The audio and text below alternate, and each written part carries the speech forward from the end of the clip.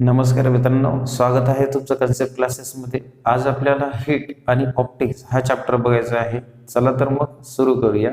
बघा, हीट आणि optics. First, हे जे हीट आणि ऑप्टिक्स आहे हे दोन पार्टमध्ये डिवाइड झाले. फर्स्ट पार्ट आपल्याला बघायचा आहे हीटचा. ओके, सो हीटमध्ये आपल्याला फर्स्ट ऑफ ऑल इंट्रोडक्शन बघावं लागणार. सो इंट्रोडक्शन मध्ये फर्स्ट आपण बघणार that is a thermal property of matter. Okay, so thermal property of matter. तर फर्स्ट आपल्याला माहित आहे matter is divided into that is a 3 category such as solid, liquid and gases. पण आणखी एक त्यामध्ये प्रॉपर्टी येत असते मॅटरमध्ये that is called as a plasma. ठीक आहे, तर सॉलिडचा जर आपण विचार केला तर solid is nothing but what it possesses that is a property of vibrational motion. यामध्ये कुठल्या प्रकारचे असणार? Motion, vibrational motion. जर आपण लिक्विड आणि गॅसेस बद्दल जर विचार केला तर याच्यामध्ये असणार ट्रान्सलेशनल मोशन. ठीक आहे, it possesses a translational motion.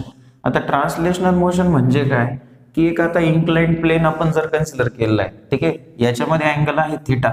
यामध्ये इथं जर मी ब्लॉक करत जर कन्सिडर केला तर हा ब्लॉक काय होतोय, सिम्पली या पर्टिक्युलर इन्क्लाइंड प्लेन वरून खाली घसरत येत आहे. बरोबर. जर मग खाली जर हा स्लाइड होत असेल तर स्लाइड होत असताना फक्त याचा जो बॉटम भाग आहे म्हणजे याचा जो बेस आहे हाच फक्त काय होईल, खालून तेवढा फ्रिक्शन प्रोड्यूस करेल आणि खाली खाली. बरोबर. वरचा कुठल्याच प्रकारचा जो याचा साइड आहे ही कुठल्याही प्रकारच्या सरफेसला कुठेही टच न करता ती खाली येते. बरोबर. तर ह्या प्रकारचे मोशन म्हणजेच कोणते motion, that is a translational motion. Okay, so यानंतर ह्या particular thermal property of matter मध्ये matter is required what that is solid, liquid, gases and plasma. बरोबर. तर हे दोन प्रकारचे मोशन म्हणजे व्हायब्रेशनल अँड ट्रान्सलेशन मोशन ह्या मॅटर मध्ये आपण काय करतो, कन्सिडर करतो. ओके, मग व्हॉट अबाउट थर्मल प्रॉपर्टी. तर थर्मल प्रॉपर्टी जर आपण बघितलं तर यामध्ये कन्सिडर केली जाते that is called as heat. Okay, so heat आणि दुसरं येतं तुमचं that is a temperature. Okay, so मग आता आपल्याला ह्या दोन गोष्टीबद्दल याचा विचार करायचा. तर हीट म्हणजेच काय की sensation of hotness and coldness. Hotness आणि कोल्डनेस याला आपण काय म्हणतो, हीट असं म्हणतो. बरोबर आहे. तर हीट ही एक प्रकारची सिंपली आपण ट्रान्सफर करू शकतो one form to another form. आणि सिंपली हीट ही कशी होत असते, ट्रान्सफर होते higher level to lower level पर्यंत. ठीक आहे, सो त्याला आपण काय म्हणतो, हीट. पण जर विचार केला what is mean by temperature, तर टेम्परेचर म्हणजेच काय की it is a simply measure the hotness and coldness. बरोबर.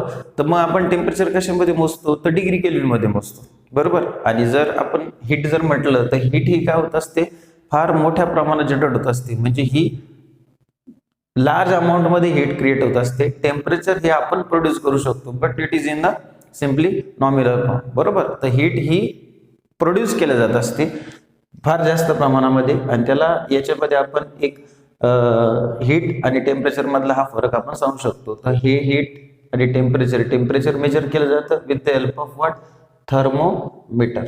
ओके, आणि थर्मोमीटर मध्ये आपण काय यूज करतो, that is called as what, mercury. Okay, so त्या मर्क्युरी थ्रू आपण सिंपली टेम्परेचर किती झालं आहे ते आपण मेजर करू शकतो with the help of scale is provided to the vertical line. Okay, but आता जर आपण बघितले आताच्या काळामध्ये तर डिजिटल थर्मोमीटर आले, तर with the help of digital thermometer तुम्ही डायरेक्टली व्हॅल्यू पण काय करू शकता, मेजर करू शकता. ओके, सो ह्या थर्मल प्रॉपर्टी ऑफ मॅटरचं तुम्हाला सिंपली इंट्रोडक्शन आपण स्टार्टिंगला काय करतोय याचं घेतोय. ओके, सो हे नोट करून घ्या. तर नेक्स्ट पॉईंट आपल्याला बघायचा आहे दॅट इज कॅलरी. ओके, त्यानंतर आपल्याला बघायचं आहे किलो कॅलरी. त्यानंतर आहे ॲब्सोल्यूट झिरो टेम्परेचर.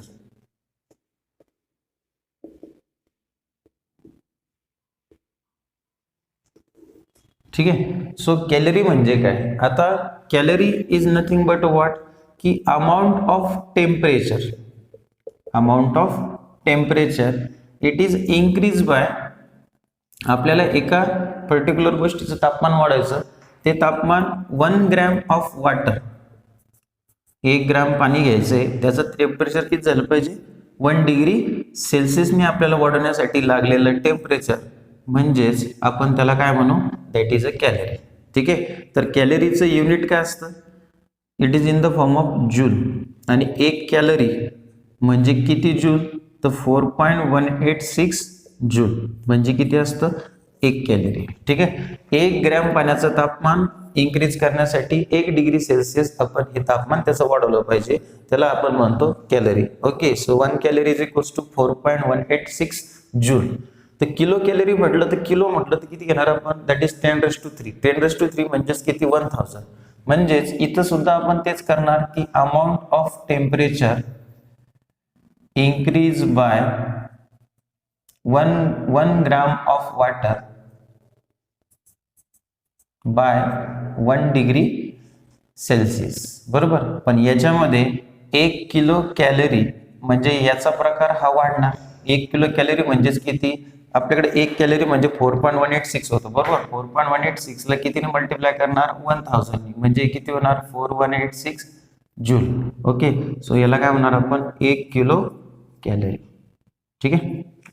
सो हा फरक समजून घ्या, कॅलरी आणि किलो कॅलरी. तर हे क्वेश्चन येण्याचे चान्सेस असतात. तुम्हाला या व्हॅल्यू सुद्धा काय पाहिजे माहित पाहिजे. नंतर काय ॲब्सोल्यूट झिरो टेम्परेचर.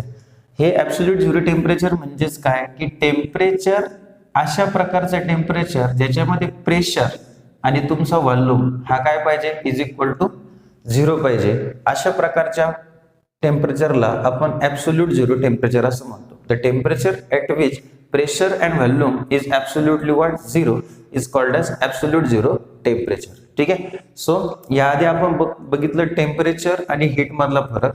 बरोबर. तर हीट हे काय सेन्सेशन आणि टेम्परेचर हे मेजर केलं जातं, सेन्सेशन हॉटनेस अँड कोल्डनेस. बरोबर. त्याआधी आपण बघितलं matter solid liquid and gases. सॉलिडमध्ये व्हायब्रेशनल का, कारण सॉलिडमधले जे मॉलिक्युल असतात हे कम्प्लिटली क्लोज्ड अटॅच असतात, त्यामुळे त्याच्यामध्ये व्हायब्रेशनल एनर्जी प्रोड्यूस होत असते किंवा मोशन प्रोड्यूस होत असते. आणि लिक्विड आणि गॅसेसमध्ये तुमचे जे मॉलिक्युल्स असतात हे थोडे दूर अंतरावर असल्यामुळे आपण त्याच्यामध्ये ट्रान्सलेशनल मोशन घेत असतो. ठीक आहे. So calorie, kilo calorie and absolute zero temperature याला नोट करून घ्या. पण आपल्याला बघायचं आहे डिग्री सेल्सिअस, डिग्री फॅरेनहाइट आणि डिग्री केल्विन. ओके. सो हे जे डिग्री सेल्सिअस आहे, डिग्री फॅरेनहाइट आहे, डिग्री केल्विन आहे, हे मेजरिंग इन्स्ट्रुमेंट आहे, कशाचं टेम्परेचर मेजर करण्याचे इन्स्ट्रुमेंट आहे. बरोबर. सो आता यामध्ये डिग्री सेल्सिअस जर आपण घेतलं तर याच्यामध्ये लोअर पॉइंट असणार आहे आणि दुसरं काय असणार आहे अप्पर पॉइंट सुद्धा असणार आहे. म्हणजे टेम्परेचर आपण मोजताना कमीत कमी आणि जास्तीत जास्त असे 2 स्केल घेणार. त्याच प्रकारे फॅरेनहाइटला सुद्धा असेल आणि केल्विनला सुद्धा असेल. तर डिग्री सेल्सिअसला लोअर कमीत कमी 0 डिग्री सेल्सिअस आपण मेजर करू शकतो आणि अप्पर डिव्हिजन मध्ये किती करू शकतो 100 डिग्री सेल्सिअस.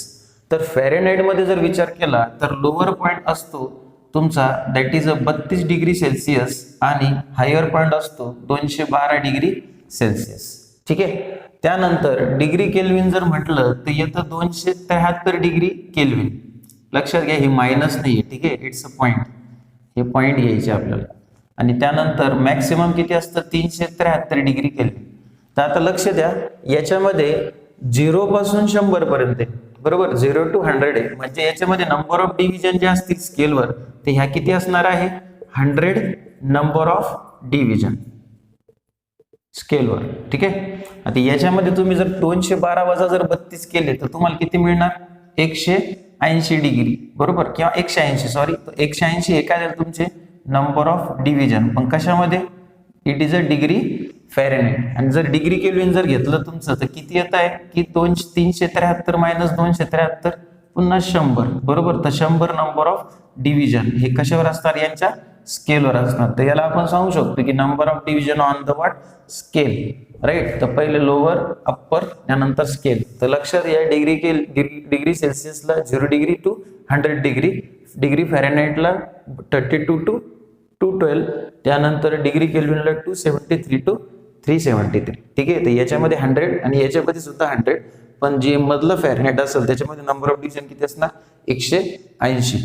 आणि महत्वाचा की सेल्सिअस साठी एक फॉर्म्युला असतो, तो असतो C = 5/9 F-32. हा सेल्सिअस साठी फॉर्म्युला झाला. तुम्हाला जर फॅरेनहाइट साठी जर फॉर्म्युला सॉल्व्ह करायचा असेल तर तुम्हाला C ॲज इट इज ठेवावा लागणार. त्यानंतर हा जो 9 आहे हा इकडे डिवाइडचा इकडे लेफ्ट साईडला गेला म्हणजे मल्टिप्लाय, आणि हा मल्टिप्लायचा इकडे लेफ्ट साईडला आला म्हणजेच काय होईल, डिवाइड. त्यानंतर F-32 आणि हा -32 ज्यावेळेस आपण LHS ला शिफ्ट करू तर तो तुम्हाला बनणार +32 = what F.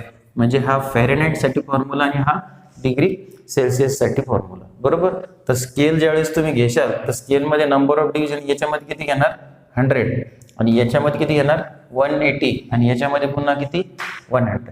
ठीक आहे. सो डिग्री सेल्सिअस आणि डिग्री फॅरेनहाइट हे तुम्हाला प्रॉब्लेम येऊ शकता. याच्यामध्ये डिग्री सेल्सिअस किंवा डिग्री फॅरेनहाइट मध्ये तुम्हाला एक तर फॅरेनहाइट व्हॅल्यू दिली जाईल, त्याच्यावरून डिग्री सेल्सिअस काढा असं विचारलं जाईल, किंवा तुम्हाला असं विचारलं जाईल की सेल्सिअसची व्हॅल्यू दिली तर फॅरेनहाइट काढा. ठीक आहे. सो क्लिअर आहे. तर याला नोट करून घ्या, कारण हे डिग्री सेल्सिअस, डिग्री फॅरेनहाइट आणि डिग्री केल्विन याचे तुम्हाला अप्पर आणि लोअर पॉईंट हे महत्वाचे आहे. नेक्स्ट पॉईंट आपल्याला बघायचं आहे modes of transmission of heat. Modes of transmission of heat. आपली हीट ही कुठल्या मोडने काय होऊ शकते, ट्रान्सफर होऊ शकते. तर there are 3 types of transmission mode such as conduction, convection आणि थर्ड आहे रेडिएशन. ठीक आहे. तर आपण काय बघू आता, फर्स्ट कंडक्शन. आता कंडक्शन म्हणजे काय, कंडक्शन म्हणजे सिंपली एका ऑब्जेक्ट मधून, म्हणजेच conduction is nothing but simply transfer of heat. आपली हीट काय करतो आपण, ट्रान्सफर करतो. One object to another object म्हणू शकतो किंवा हायर टू लोअर, बट याच्यामध्ये without actual migration of particle. याच्यामध्ये आपले जे पार्टिकल असतात यांचं स्थलांतर होत नाही, त्याला आपण काय म्हणतो, कंडक्शन. मायग्रेशनचा अर्थ काय होणे, स्थलांतरित, बरोबर. तर याच्यामध्ये conduction means transfer of heat but without actual migration of particle is nothing but what, conduction. आता ही झाली एक पर्टिक्युलर डेफिनेशन, पण ह्या डेफिनेशनला आपल्याला समजून घेण्यासाठी आपल्याला याच्यावर एक एक्सपेरिमेंट सुद्धा दिलेला आहे. तर राईट, तर एक्सपेरिमेंट काय बघा की यांनी काय केलेलं आहे की एक AB हा असा मेटलचा प्लेट किंवा मेटलचा रॉड घेतला आहे. ठीक आहे. त्याला with the help of drill मशीननी 1, 2, 3 आणि 4 असे 4 प्रकारचे याला काय केलेले होल पाडलेले आहे, आणि त्या होलला यांनी काय केलेले थर्मामीटर प्लेस केलं. ठीक आहे. First thermometer, second thermometer, after that third and fourth, बरोबर. तर याला आपण T1, T2, T3 आणि T4, बरोबर, असे 4 प्रकारचे थर्मामीटर आपण with the help of drill machine याच्यामध्ये पुट केलेले. याला नाव देऊ P, Q, R आणि S. तर आता याच्या पर्टिक्युलर T1च्या बरोबर बॉटम साईडला आपल्याला काय करायची, एक कॅन्डल ठेवायची. कॅन्डल का ठेवायची, कारण आपल्याला याला काय करायची, सिंपली हीट द्यायची. ओके. सो हीट जर आपण दिली, P पॉइंटला आपण जर हीट दिली तर मला सांगा पहिले P पॉइंट हा गरम होणार, बरोबर. त्यानंतर Q, त्यानंतर R आणि त्यानंतर S. म्हणजे T1 चे टेम्परेचर हे इथपर्यंत असणार जास्त, Q चं टेम्परेचर कसं असणार, कमी. नंतर R चं जे टेम्परेचर असणार ते त्यापेक्षा कमी Q पेक्षा, आणि S चं जे टेम्परेचर असणार ते त्यापेक्षा पण कमी. म्हणजे ज्या पॉइंटला आपण टेम्परेचर वाढवतोय, बरोबर, म्हणजे ज्या पॉइंटला आपण टेम्परेचर देतोय तर तिथून काय होणार, हीट ही राईट साईडला ट्रान्सफर होणार, म्हणजे Q, R आणि S. तर तुम्ही जर याचा ग्राफ बघितला तर हा कसा असतोय, that is a decreasing order, बरोबर. हा डिक्रीजिंग ऑर्डर का होतोय, कारण कंडक्शन कसं होत असतं, transfer of heat but without actual migration of particle. याच्यामध्ये मायग्रेशन झाले का पार्टिकलचे, नाही. तर हीट तुमची काय झाली, फक्त ट्रान्सफर झाली, पण ती कशी झाली, स्लो पद्धतीने झाली, बरोबर. तर आपण जर साधं लॉजिक घेतलं की आपण एक मेटलचा रॉड घेतला आणि तो जर गॅसवर जर ठेवला, राईट, तर त्याचा एका एंड पासून दुसऱ्या एंड पर्यंत, म्हणजे आपल्याला हाताला चटका लागेपर्यंत लगेचच लागत नाही चटका, बरोबर. हळूहळू ही प्रोसेस काय होते, पुढे कॅरी फॉरवर्ड होते. तर ह्यालाच आपण काय म्हणतो, कंडक्शन असं म्हणतो. Conduction is nothing but what, ज्या पर्टिक्युलर मेटल मधून काय होते, हीट ही वाहते without actual migration of particle, त्याला आपण म्हणतो कंडक्शन. समजते? तर ह्या कंडक्शनला एक प्रोसेसला महत्वाचं इथं शब्द येतो without actual migration of particle, right. तर ही एक डायग्राम की ए बी तुमचा काय आहे इथं आपण सांगू शकतो, A B is a metal rod whereas T1 is greater than T2 is greater than T3 is greater than T4, बरोबर. तर यामध्ये तुमचा PQR हे काय झाले, तुमचे पॉईंट झाले. आणि महत्वाचं तुमचं टेम्परेचर हे T1चं कसं असतं, जास्त असतं, कारण त्याच्या खाली आपण काय केली, कॅन्डल लावली. ओके, सो याला नोट करून घ्या, हे आहे कंडक्शन. नंतरचा आपला पॉइंट आहे बघा, स्टेडी स्टेट ऑफ टेम्परेचर आणि नंतर टेम्परेचर ग्रेडियंट. ओके, हा कुठला पॉइंट आहे, कंडक्शन नंतरचा पॉइंट आहे. आपल्याला कन्व्हेक्शन घेण्यासाठी थोडासा आणखी वेळ आहे. ठीक आहे, सो कंडक्शनच्या नंतर आपल्याला स्टेडी स्टेट म्हणजे काय आणि टेम्परेचर ग्रेडियंट म्हणजे काय हे माहित पाहिजे. बघा, स्टेडी स्टेट म्हणजेच काय की टेम्परेचर ॲट विच, अशा प्रकारचं टेम्परेचर त्याच्यामध्ये अमाऊंट ऑफ हीट जी आहे आपली ही काय झाली, ऍब्झॉर्ब, जेवढी अमाऊंट ऑफ एनर्जी तुम्ही ऍब्झॉर्ब केली तेवढीच अमाऊंट ऑफ एनर्जी ही काय झाली पाहिजे, इव्हॉल्व. बरोबर, म्हणजे जेवढी ऍब्झॉर्ब झाली तेवढीच काय झाली पाहिजे, इव्हॉल्व झाली पाहिजे. अशा प्रकारचं टेम्परेचर म्हणजेच त्याला स्टेडी स्टेट टेम्परेचर म्हणतात. स्टेडी म्हणजेच काय, सिम्पली इट इज न्यूट्रल. बरोबर, सो अशा प्रकारे म्हणजे तुमचं न्यूट्रलच होते ना, जेवढे दिले पैसे तेवढेच भेटले तुम्हाला. म्हणजेच काय झालं, कुठल्या प्रकारचं ट्रान्झॅक्शन झालं का, तर झालं ट्रान्झॅक्शन, पण महत्वाचं तुमची अमाऊंट तशीच राहील. बरोबर, तर त्याला आपण काय म्हणतो, steady state of temperature. Next आहे त्याच्यामध्ये टेम्परेचर ग्रेडियंट. तर टेम्परेचर ग्रेडियंट महत्वाचं काय असतं की हे एक प्रकारचं काय आहे, rate of change of temperature आहे. Rate of change of temperature per unit म्हणजे भागिले टू इट्स डिस्टन्स. याला काय म्हटलं आपण, टू द डिस्टन्स. टेम्परेचर ग्रेडियंटला TG पण म्हणतात. So temperature gradient TG is equals to rate of change of, म्हणजेच काय, θ2 minus θ1 divided by what, D. आता D हे काय झालं तुमचं, दॅट इज अ डिस्टन्स झालं. बरोबर, तर हे डिस्टन्स कशामध्ये मोजणार तुम्ही, मीटरमध्ये. आणि जर हे असेल θ असेल, θ म्हणजे तुमचा काय झाला, दॅट इज अ टेम्परेचर. ठीक आहे, सो टेम्परेचर हे कशामध्ये असणार, डिग्री केल्विन मध्ये, म्हणजे kelvin per metre is a unit of what, temperature gradient. बरोबर, तुम्हाला एक गुड कंडक्टर आणि बॅड कंडक्टर हा ऑलरेडी तुम्हाला पॉईंट माहित असेल. बरोबर आहे, जे की तुम्ही स्कूल लेवलला सुद्धा बघितलं आहे. गुड कंडक्टर म्हणजेच आपण काय म्हणतो की अशा प्रकारचं कंडक्टर त्याच्यामधून काय होते, इलेक्ट्रिसिटी किंवा हीट ही काय होते, वाहते, त्याला आपण गुड कंडक्टर असं म्हणतो. गुड कंडक्टर मध्ये आपण काय घेऊ शकतो, मेटल, आयरन, आणखी कॉपर, जेही असेल ते आपण ज्याच्यातून इलेक्ट्रिसिटी वाहते किंवा हीट वाहते त्याला आपण गुड कंडक्टर असं म्हणणार. नेक्स्ट पॉईंट येतो, that is a bad conductor. तर बॅड कंडक्टर मध्ये तुम्ही घेऊ शकता काय, that is a plastic, wood, नंतर फायबर. बरोबर, असे बरेचसे तुम्ही एक्झाम्पल हे बॅड कंडक्टर आणि गुड कंडक्टर मध्ये घेऊ शकता.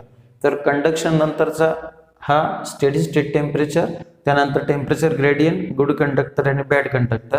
आणि एक महत्वाचा याच्यामध्ये एक आणखी पॉईंट आहे, that is a law of thermal conductivity. Law of thermal conductivity मध्ये आपल्याला एरिया सुद्धा बघायचा आहे, त्यानंतर त्याचं टेम्परेचर डिफरन्स सुद्धा बघायचा आहे, आणि त्याच्यावर आपल्याला लॉ ऑफ थर्मल कंडक्टिव्हिटी आणि लॉ ऑफ थर्मल कंडक्टिव्हिटी नंतर तुमचा पॉईंट येतो, that is called as conduction convection. Okay, so convection नंतर दॅट इज अ रेडिएशन. ठीक आहे, सो याला नोट करून घ्या. नंतर बघा, दोन डेफिनेशन नंतर आहे लॉ ऑफ थर्मल कंडक्टिव्हिटी. तर लॉ ऑफ थर्मल कंडक्टिव्हिटी मध्ये आपण जो कंडक्शनला जशा प्रकारे डायग्राम ड्रॉ केली तशाच प्रकारची एक डायग्राम आहे. याच्यामध्ये आपण काय करतो, एक मेटल रॉड कन्सिडर करतो, that is name of metal rod is AB. Okay, त्याच्यामध्ये आपण लेफ्ट साइडने म्हणजे ए पॉईंटकडून आपण हीट म्हणजे ही Q जी आहे याला काय म्हणतो आपण, हीट, ही लेफ्ट साइडने आपण इनपुट करतो त्याला. आणि त्यानंतर याच्यामध्ये आपण दोन लेयर घेतलेले आहेत, त्याला आपण नाव देऊ C आणि D. ठीक आहे, आणि हे C आणि D हे जे लेयर आहे त्याच्या बरोबर वरती आपण पुन्हा काय केलेले, थर्मामीटर याच्यावर लावलेले. ठीक आहे, हा, आता लेफ्ट साइड कडून तुमची हीट येते. बरोबर, आणि ती काय होते, राईट साइडला, इकडच्या साइडला निघते. बरोबर, तर मग हा जो प्रकार आहे तुमचा याला क्रॉस सेक्शनल एरिया म्हणणार ना आपण. क्रॉस सेक्शन एरिया, बरोबर. तो कशाने दाखवणार? ए ने दाखवणार. या दोघांमधलं जे अंतर आहे हे कशाने दाखवणार? डी ने दाखवणार. इथं तुमचं थिटा किती असणार? θ1 आणि θ2. आपण याच्या आधी एक डेफिनेशन सुद्धा बघितलीत बघा, राईट. तर त्या डेफिनेशन मध्ये तुम्ही बघितलं तर टेम्परेचर ग्रेडियंट मध्ये θ2 मायनस θ1, बरोबर.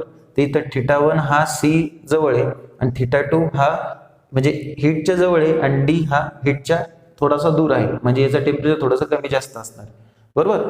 So as a shown in diagram shows that consider A B rod with a cross sectional area is A when the input heat is incident or simply is provided to the left side at a point A, then two layers C and D is placed in between the A and B end of the simply metal rod.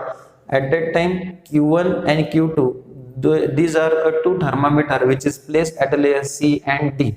Okay.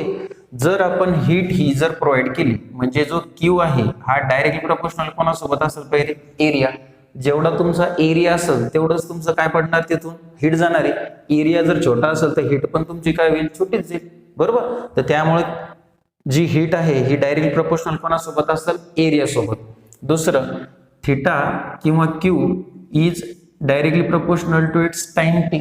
जेवढा तुम्ही टाइमनी जी पाठवणार heat तेवढं तुमचं temperature वाढणार. आता मला सांगा, जर हीट आपण लेफ्ट साइड कडून जर पाठवतोय राईट साइडला, तर लेफ्ट साइडला सगळ्यात पहिले कोण येते? तुमचं सी पॉइंट येतोय, बरोबर. हा सी पॉइंटचं टेम्परेचर कसं असणार आहे? जास्त असणार आहे. कोणापेक्षा? डी पेक्षा, बरोबर. मग याचं टेम्परेचर कसं होईल? डिक्रीजिंग ऑर्डर मध्येच असणार. म्हणजे Q1 is greater than what? Q2. म्हणजे इथं तुमचं काय असणार? Directly proportional to what? Temperature gradient. पण टेम्परेचर ग्रेडियंट म्हणजेच काय असतं आपलं? That is a Q1 minus Q2 divided by what? D. तर हे आपण तिथं वापरणार. इथं Q2 मायनस Q1 घेण्याची गरज नाही का? कारण Q1 चं तापमान जास्त आहे कशापेक्षा? Q2 पेक्षा. हे इथं महत्वाचं आहे, ठीक आहे. सर हे आपले ए टी आणि टी जी ह्या ज्या गोष्टी आपल्या, जर LHS बघा तुम्ही, LHS ला काय? Q Q Q LHS same आहे म्हणजेच आपण RHS सेम करू शकतो, बरोबर. TG म्हणजेच काय? Q1 minus Q2 divide by what? D. हा डायरेक्टली प्रोपोर्शनल साइन जर आपण रिमूव्ह केला इक्वल टू साइन डी, तर आपण कॉन्स्टंट घेणार काय? That is a K A into T Q1 minus Q2 divide by what? D. If this equation is written in the form of K, जर K च्या form मध्ये जर लिहायचं म्हटलं तर के इज इक्वल टू काय मिळणार?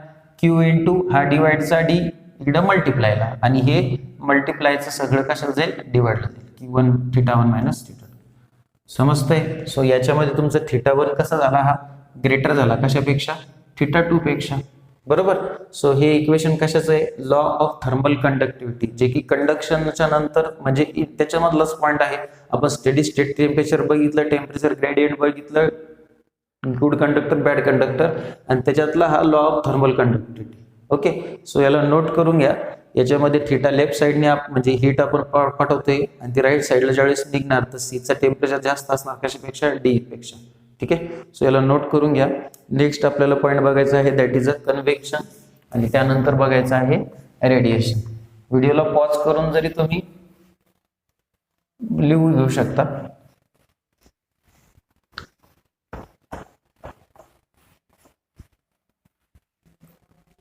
नेक्स्ट पॉइंट इज म्हणजे सेकंड आपलं मोड्स ऑफ ट्रान्समिशन मधलं, that called as a conduction. Second one is convection and third one is what? Radiation, ठीक आहे. आता कंडक्शन ही प्रोसेस काय होती? Without actual migration of particle होतं, बरोबर. कन्व्हेक्शन मध्ये काय असणार? Heat is to be transfer with actual migration of particle. Actual migration म्हणजे याच्यामध्ये पूर्ण पार्टिकल काय होतं? हे स्थलांतरित होतं. मायग्रेशन ऑफ पार्टिकल याच्यामध्ये दोन प्रकार पडतात. एक फ्री कन्व्हेक्शन, हे लिक्विड मध्ये होत असतं, आणि force convection, external force through हे काय होणार? वर्क करणार. तर याचे कन्व्हेक्शनचे दोन प्रकार. पण इथं महत्वाचं with actual migration of particle. Conduction मध्ये काय होतं? Without actual migration of particle. Radiation मध्ये बघा, हीट ही तुमची ट्रान्सफर होते कशी? Higher level to lower level. पण याच्यामध्ये कुठल्याच प्रकारचं इंटरव्हेनिंग मीडियम हे गरजेचं नसतं. Intervening medium, right. Without intervening medium म्हणजे रेडिएशनसाठी कुठल्या प्रकारची हवा, कुठल्या प्रकारचे व्हॅक्यूम याची गरजच राहत नाही. ती डायरेक्टली काय होतं, ट्रान्सफर होतं. जसं आपण वायफाय बनतो ना, त्याच्या प्रकारे हे काम करतं. तर लक्षात द्या, रेडिएशन ही फास्टर प्रोसेस आहे than conduction and convection. Conduction आणि कन्व्हेक्शन पेक्षा फास्ट मध्ये ही काम करते आणि कंडक्शन पेक्षा convection faster. So convection is faster than conduction, बरोबर, but slower than radiation. Radiation हे काय सगळ्यात फास्ट चालतं, कन्व्हेक्शन त्याच्यानंतर आणि कंडक्शन सगळ्यात लास्ट.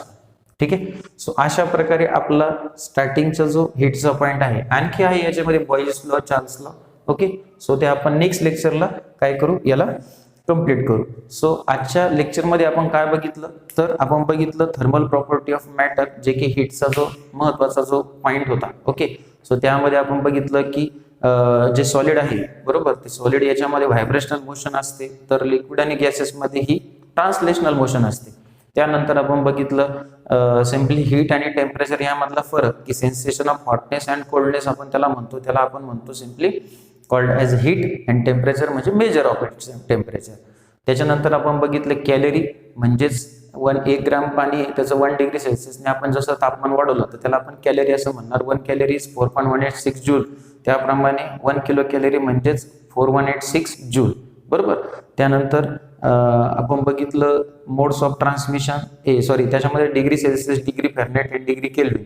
तर याच्यामध्ये जे डिव्हिजन, नंबर ऑफ डिव्हिजन हे महत्वाचे आहे. 100 नंबर ऑफ डिव्हिजन हे डिग्री सेल्सिअसमध्ये असतात, डिग्री फॅरनहाइटमध्ये 180 असतं आणि पुन्हा डिग्री केल्विनमध्ये किती असतं, 100 असतं. त्यानंतर आपण बघितलं सिम्पली ॲब्सोल्यूट झिरो टेम्परेचर, की ॲब्सोल्यूट झिरो टेम्परेचर हे अशा प्रकारचं टेम्परेचर त्याच्यामध्ये प्रेशर आणि तुमचं व्हॉल्यूम हे कसं असतं, झिरो असतं, त्याला आपण ॲब्सोल्यूट झिरो टेम्परेचर असं म्हणतो. त्यानंतर मोड्स ऑफ ट्रान्समिशन बघितलं, कंडक्शन, कन्व्हेक्शन अँड रेडिएशन.